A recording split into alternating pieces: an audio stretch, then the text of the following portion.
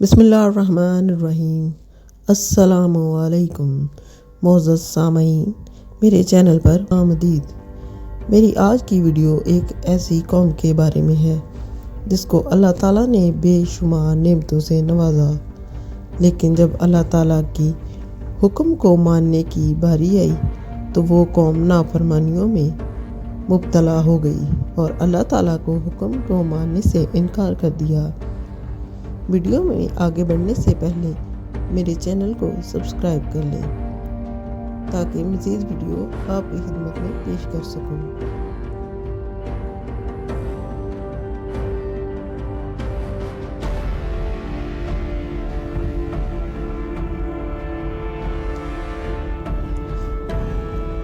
یہ قصہ اس قوم کا ہے جس نے نافرمانیوں کی حد کر دی۔ ایسی قوم جس کو اللہ تعالیٰ نے بے پناہ نعمتوں سے نوازا، لیکن انہوں نے ناشکری کی اور گناہوں کی مرتکب ہوتے رہے۔ یہ قصہ حضرت داؤد علیہ السلام کی قوم کا ہے جو اللہ تعالیٰ کی نعمتوں کی ناشکری کرتے رہے اور گناہ گار ہوتے رہے۔ آخرکار اللہ تعالیٰ نے ان پر عذاب نازل کیا اور ان کو انسانوں سے بندر بنا دیا۔ بندر بننے کے بعد انہوں نے اپنے رشتہ داروں سے کیا باتیں کی، یہ کتنے دن زندہ رہے۔ موجودہ دور کے بندر اسی قوم سے ہیں۔ ساری تفصیل اس ویڈیو میں ہے، ویڈیو کو آخر تک لازمی دیکھیے گا۔ حضرت داؤد علیہ السلام اللہ تعالیٰ کے نیک بندے اور برگزیدہ نبی تھے۔ حضرت داؤد علیہ السلام اور ان کی قوم کے 70,000 لوگ سمندر کے کنارے ایلا نامی بستی میں آباد تھے۔ اللہ تعالیٰ نے ان لوگوں کو بے شمار نعمتوں سے نوازا تھا۔ ان کے ارد گرد سرسبز باغات تھے، اناج اور پانی کی بھی کوئی کمی نہ تھی۔ ان سب نعمتوں کے باوجود یہ لوگ مختلف طرح کے گناہوں میں مبتلا ہو گئے اور پھر اللہ تعالیٰ کی نافرمانی کرنے لگے۔ اللہ تعالیٰ نے اس قوم کو آزمانے کا فیصلہ کر لیا۔ یہ قوم سمندر کے کنارے رہا کرتی تھی تو ان کا بنیادی پیشہ بھی ماہی گیری تھا۔ سمندر سے مچھلیوں کو پکڑ کر خود بھی کھایا کرتے اور ان کو بیچ کر اپنی ضروریات زندگی بھی پوری کیا کرتے تھے۔ اسی طرح وقت کے ساتھ ساتھ یہ مالا مال ہو گئے۔ اللہ تعالیٰ نے حضرت داؤد علیہ السلام پر وحی نازل فرمائی کہ اپنی قوم کو کہہ دیجئے کہ ہفتے میں ایک دن سے شکار نہ کیا کریں، اس دن چھٹی کیا کریں اور یہ ایک دن اللہ تعالیٰ کی عبادت کے لیے مخصوص کر دیں، باقی دنوں میں جتنا مرضی شکار کر لیں۔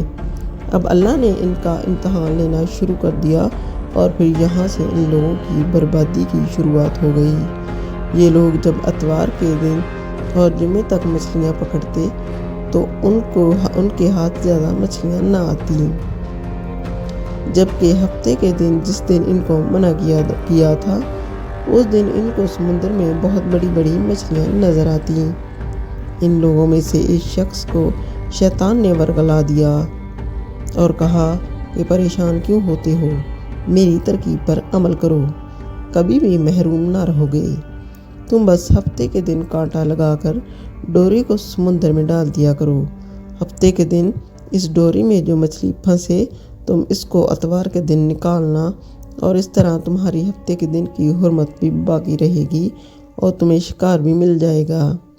چنانچہ وہ شخص اسی طرح کرنے لگا۔ ہفتے کے دن ڈوری میں پھنسی ہوئی مچھلی کو اتوار کے دن نکالتا اور خوش ہو کر کھاتا۔ جب آس پاس کے لوگوں نے اس سے پوچھا تو وہ ان کو بھی یہ ترکیب بتانے لگا۔ اس طرح وہ لوگ ہفتے کے دن سمندر میں جال ڈالتے اور اتوار کے دن مچھلیوں کو نکال لیتے۔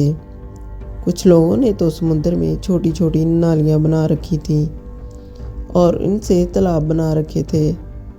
ان نالیوں کے ذریعے مچھلیاں تالاب میں آ جاتی اور وہ ان کا شکار کر لیتے۔ اس بستی میں کچھ نیک لوگ بھی موجود تھے۔ وہ کہنے لگے کہ اے لوگو، اللہ تعالیٰ نے ہفتے کے دن شکار کرنے سے منع کیا ہے۔ یہ جو تم جال میں پھنسی ہوئی مچھلیوں کو نکالتے ہو، اگر یہ ہفتے کے دن ان میں پھنسی ہیں تو یہ شکار ہفتے کے دن کا ہی ہوگا۔ اے لوگو، اللہ تعالیٰ سے ڈرو اور اللہ کی نافرمانی نہ کرو۔ لیکن وہ لوگ ان کا مذاق اڑانے لگے کہ ہماری جو مرضی ہوگی ہم تو وہی کریں گے۔ اس بستی میں 3 گروہ بن گئے اور 70,000 میں سے ایک گروہ وہ تھا جو نافرمان لوگوں کی بار بار اصلاح کرتا، اور دوسرا نفرت کرتا اور خاموشی اختیار کیے رکھتا، اور تیسرا وہ گروہ جو گمراہ ہو کر اللہ تبارک و تعالیٰ کی نافرمانی کر رہے تھے۔ یوں نیک لوگوں نے بستی کے بیچ ایک دیوار کھڑی کر دی اور کہا کہ اللہ کی نافرمانی کرنے والے ایک طرف ہو جائیں اور ہم جو اللہ تعالیٰ کے فرما بردار ہیں دوسری طرف رہیں گے۔ وہ صالح لوگ بار بار ان کی اصلاح کرتے اور کہتے کہ قوم سمود میں جھوٹ کا جو حشر ہوا اس کو یاد کرو، اللہ کی نافرمانی نہ کرو ورنہ تم پر بھی کوئی عذاب آ جائے گا۔ وہ سارے نافرمان جن کی تعداد تقریباً 12,000 تھی ان سے کہنے لگے کہ یہ سب کتابی باتیں ہیں، ہم پر کوئی عذاب نہ آئے گا۔ اور جیسے ہی وہ قوم 2 حصوں میں تقسیم ہو گئی، ایک وہ جو اللہ کے نیک بندے دیوار کے اس طرف اور دوسرے جو نافرمان تھے دیوار کے اس طرف، وہ ساری رات ان لوگوں کا مذاق اڑاتے رہے۔ جیسے ہی صبح ہوئی تو اللہ کے نیک اور صالح انسان انہوں نے محسوس کیا کہ دیوار کی اس طرف سے کسی بھی انسان کی آواز نہیں آ رہی۔ جیسے ہی انہوں نے دیوار پر چڑھ کر دیکھا تو وہ سب دیکھ کر حیران رہ گئے کہ ان سب کی شکلیں تبدیل ہو چکی تھیں اور وہ بندر بن گئے تھے اور بندروں کی طرح ہی حرکتیں سر انجام دے رہے تھے۔ وہ لوگ ان بندروں کو دیوار سے دیکھنے لگے، انہوں نے اپنے رشتہ داروں کو ان کے کپڑوں سے پہچانا، وہ چیخ چیخ کر رونے لگے اور اللہ سے معافی مانگنے لگے، لیکن اللہ کا عذاب آتا ہے تو وہ ہو کر ہی رہتا ہے۔ یہ 12,000 لوگ جو بندر بن چکے تھے کچھ کھا پی بھی نہ سکتے تھے۔ 3 دن بعد وہ اسی عذاب سے مر گئے۔ اللہ تبارک و تعالیٰ نے ان لوگوں کو پسند نہیں کرتا جو اللہ تعالیٰ کی نافرمانی کرتے ہیں۔ سورہ بقرہ میں اللہ تبارک و تعالیٰ نے فرمایا، اور بے شک ضرور تمہیں معلوم ہے کہ تم میں وہ جنہوں نے ہفتے کے دن سرکشی کی تو ہم نے انہیں فرمایا کہ ہو جاؤ بندر دتکارے ہوئے۔ اللہ تعالیٰ ان لوگوں کو پسند نہیں کرتا جو اللہ تعالیٰ کی نافرمانی کرتے ہیں۔